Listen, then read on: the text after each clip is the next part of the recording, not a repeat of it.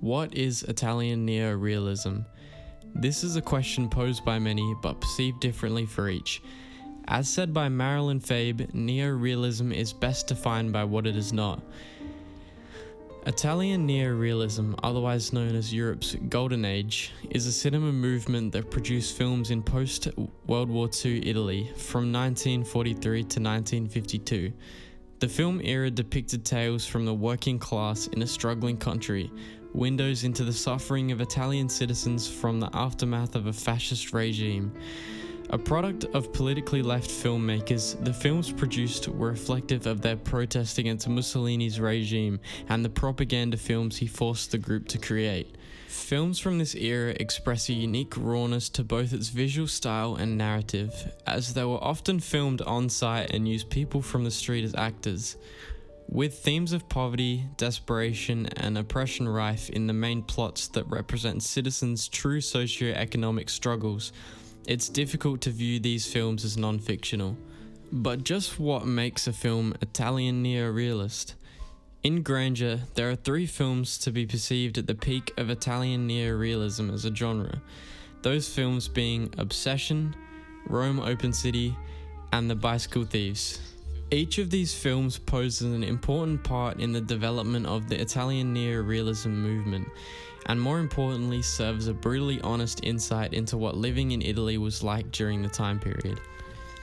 The most influential name mentioned in the studies of Italian neorealism is Vittorio De Sica, the director of Bicycle Thieves. De Sica implemented Italian neorealism techniques such as filming on-site with no sound equipment and long drawn-out movement-based shots, making his mark on the timeless classic era with his gritty film style.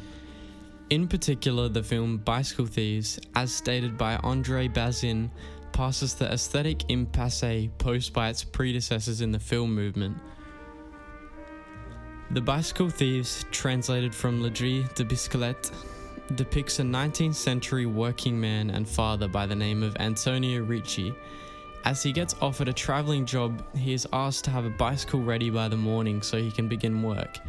However, when he begins work, he parks his bicycle and it is subsequently stolen by a young man. The robbery leads Antonio alongside his son Bruno on a tumultuous journey to find the bicycle he desperately needs to keep his job, and more importantly, keep his family afloat. In the following audio-visual essay, I'll be discussing The Bicycle Thieves and how De Sica's timeless film represents the Italian neorealism cinematic movement through its various film and narrative techniques.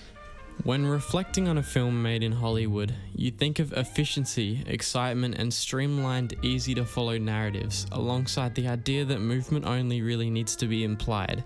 However, in The Bicycle Thieves, the camera is very cautious in the way it doesn't often jump cut.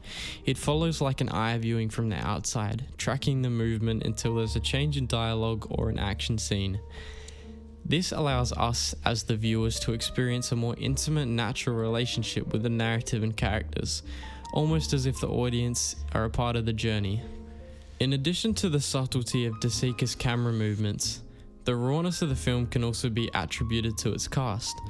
Lamberto Maggiorani, the actor behind main character Antonio Ricci, had no intentions of auditioning but was cast whilst bringing his youngest son to the auditions. Meanwhile, Enzio Staiola, portraying Bruno Ricci, was watching the film's production when he was cast. Any Hollywood actor could have portrayed the roles in this film. However, De Sica's aim was to produce a more genuine approach to the film. Suffering from the repercussions of war, the cast were valued for their relation to the narrative and its representation of their daily struggle, as opposed to their acting ability. In doing so, the cast are not necessarily acting. It is as if they were able to live a version of their normal established lives, thereby truly representing the people that were living the struggle that is perceived in the film's narrative. The natural essence of The Bicycle Thieves is visible and captivating. Although the narrative itself can be perceived as a futile perspective of a man who lost his bicycle, it more so forces the audience to watch the true socio-economic struggles of Italy post-war as told through the story of Antonio Ricci.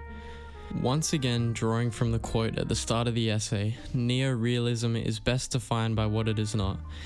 Italian neorealism is a genre that is classed under the European art sensibility through its attention to story, its raw, natural approach to represent the voice of the people, and this is shown through nothing more than the director and the actors.